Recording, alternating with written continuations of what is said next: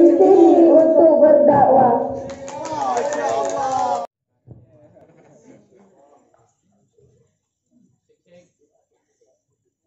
Assalamualaikum warahmatullahi wabarakatuh. Waalaikumsalam warahmatullahi wabarakatuh. TDM Ma'had yang megah. Kami dari Aceh Utara perwakilan Sabilah, kami di sini untuk berdakwah. Masya Allah. Alhamdulillah, alhamdulillahilladzi amrana an nahtimal fuqara wal masakin. Wassalatu wassalamu ala sayyidina Muhammad khatimil anbiya'i wal mursalin wa ala alihi wa sahbihi ajma'in. Amma ba'd.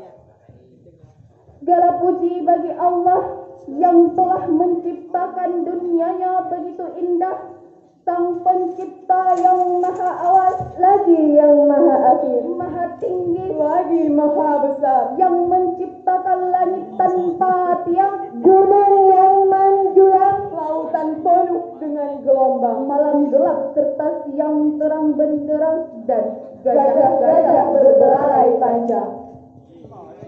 Salawat beserta salam, marilah sama-sama kita hantarkan kepada junjungan kita Nabi besar Muhammad sallallahu alaihi wasallam, yang telah membawa kita dari alam kegelapan ke alam terang benderang, minal zulumati ilan nur, untuk menyelamatkan umat manusia di dunia dan di hari kemudian. Penghormatan kami kepada Abah selaku pimpinan Dayah Darul Ma'arif Al-Aziziyah beserta keluarganya, penghormatan kami kepada seluruh dewan juri, juga kepada santriwan dan santriwati yang telah hadir di tempat ini. Pada kesempatan kali ini, izinkan kami menyampaikan syarahan Quran yang bertajuk Zakat, Infak, dan Sedekah, Solusi Pemberantasan Kemiskinan. Ma'asyiral muslimin wal muslimah rahimakumullah. Pada umumnya terdapat 3 konsep yang berkaitan dengan pemanfaatan harta benda. Yang pertama, komunis, dengan prinsip mengutamakan kepentingan masyarakat daripada kepentingan individu. Tiap-tiap individu tidak memiliki kemerdekaan dan hak kepemilikan sehingga menguntungkan si miskin dan kerugian bagi si kaya. Yang kedua, kapitalisme, dengan prinsip menitik beratkan kepentingan individu di atas kepentingan masyarakat. Akibatnya lahirlah the rich richer and the poor poorer. Yang kaya semakin kaya, yang miskin semakin miskin. Yang kuat memakan yang lemah, yang pintar memakan yang bodoh. Homo homini lupus to be polity in society. Penghisapan manusia terhadap manusia menjadi peradaban. Hadirin, hanya derita dan untayan air mata yang dirasakan kaum duafa. Dalam polemik tersebut muncullah konsep Islam yang bersumber pada unsur keseimbangan dan pemberdayaan, agar harta tidak hanya bergulir di antara orang kaya di antara kamu, namun dinikmati pula oleh kaum duafa. Prinsip tersebut diaplikasikan melalui pelaksanaan zakat, infak, dan sedekah. Oleh sebab itulah, zakat, infak, dan sedekah, solusi pemberantasan kemiskinan, adalah tema yang akan kami uraikan pada kesempatan kali ini dengan landasan Al-Quran Surah At-Taubah ayat 103 yang berbunyi, A'udzubillahi minasyaitonirrajim. Bismillahirrahmanirrahim.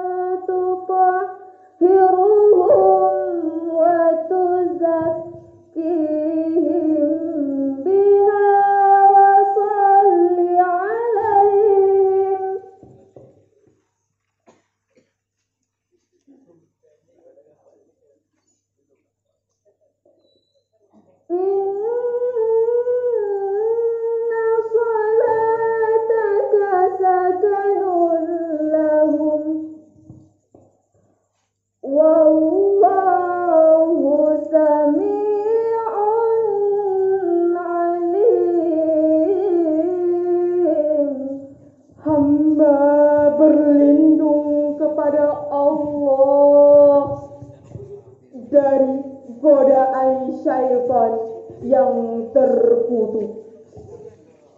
Dengan menyebut nama Allah yang Maha Pengasih, Maha Penyayang. Ambillah zakat dari sebagian harta mereka. Dengan zakat itu kamu membersihkan dan mensucikan mereka, dan berdoalah untuk mereka. Sesungguhnya doa kamu itu menumbuhkan ketentraman jiwa bagi mereka, dan Allah Maha mendengar, Maha mengetahui. Ma'asyiral muslimin wal muslimah rahimakumullah. Apakah hikmah zakat bagi seorang muzaki?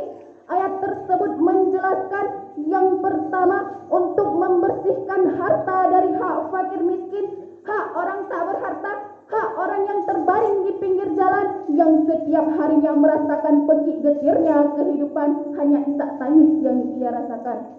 Yang kedua, untuk membersihkan diri dari penyakit tamak, rakus, dan suraka. Sebab penyakit tersebut lahirlah hartawan berjiwa karun, pengusaha bermental tak labah, penguasa berotak fir'aun. Fungsinya bukan pelindung rakyat, melainkan pemeras, penindas, bahkan perampas hak rakyat. Yang ketiga, dengan zakat, infak dan sedekah, jiwa merasa tenang, hati senang walau tak banyak uang. Namun sebaliknya, jika para agniya, para konglomerat enggan membayar zakat, enggan berinfak dan enggan bersedekah, maka suatu negara bisa kiamat. Walau gedung bertingkat, walau mobil makin mengkilat, dijamin rakyat sulit berdaulat. Apalagi jikalau pejabat telah menjadi penjahat, menyikat uang rakyat, dijamin bangsa bisa kiamat. Na'udzubillahi min dzalik. Padahal Rasulullah sallallahu alaihi wasallam telah mengancam, laisal mu'min allazi yashba' wajrahu ja'i'un ila jambi. Tidak termasuk orang mukmin orang yang hidupnya kenyang sendirian sementara tetangganya hidup dalam kelaparan. Ma'asyiral muslimin wal muslimah rahimakumullah. Dengan demikian, orang kaya yang tidak peduli terhadap kaum duafa, konglomerat yang acuh terhadap kaum melarat, dan pejabat yang a priori terhadap nasib rakyat bukan hanya mencerminkan orang yang jahat, namun mencerminkan orang yang tidak beriman. Dan orang seperti itu harus minggir dari negara kita, sebab Indonesia akan jaya apabila dipimpin oleh pemimpin yang peduli dengan kaum duafa. Ma'asyiral muslimin wal muslimah rahimakumullah. Kepada siapakah zakat itu diberikan? Sebagai jawabannya, mari sama-sama kita renungkan firman Allah dalam Al-Quran surah At-Taubah ayat 60 yang berbunyi,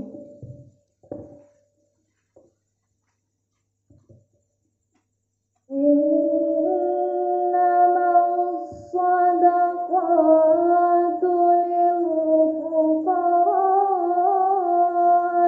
wal masakin wal 'amilina 'alaiha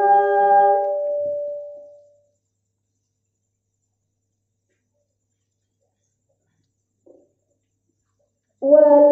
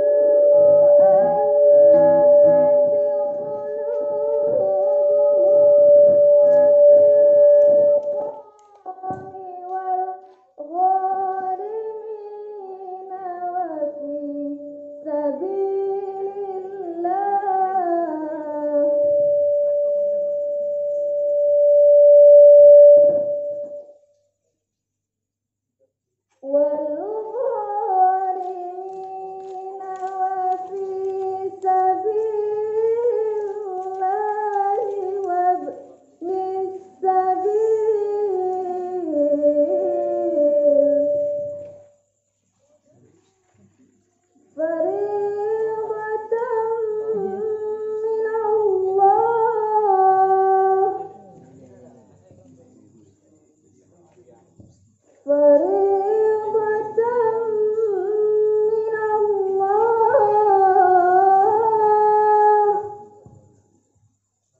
wallahu alimun hakim.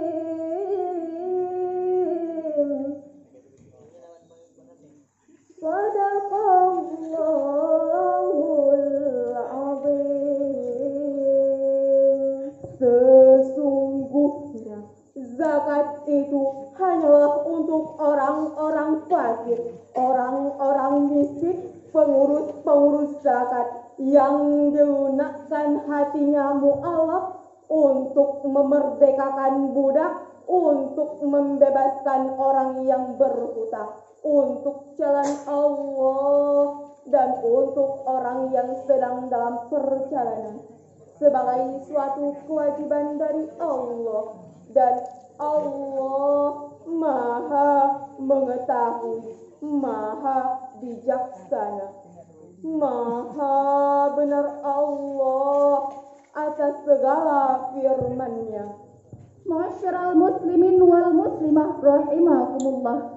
Menurut Dr. Didin Hafifuddin MSc, agar kemiskinan tidak bertambah dan bertambah, terdapat 3 hal yang harus kita lakukan berkaitan dengan kewajiban zakat, sekaligus menjadi kesimpulan dari syarahan kami. Yang pertama, kita harus mengeluarkan zakat dan memasyarakatkan gerakan sadar zakat. Yang kedua, kita harus membentuk lembaga zakat yang profesional. Dan yang ketiga, kita harus memberdayakan zakat untuk mensejahterakan masyarakat kita. Semoga masyarakat kita sadar mengeluarkan zakat, berinfak dan bersedekah sehingga dapat mengurangi kemiskinan dan mensejahterakan masyarakat kita. Amin amin ya rabbal alamin.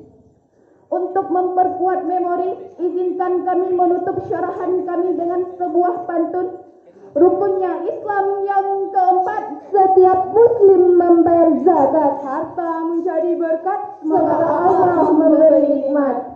Cukup sekian yang dapat kami sampaikan, lebih dan kurang mohon dimaafkan. Wabillahi taufiq wal hidayah. Wassalamualaikum warahmatullahi wabarakatuh.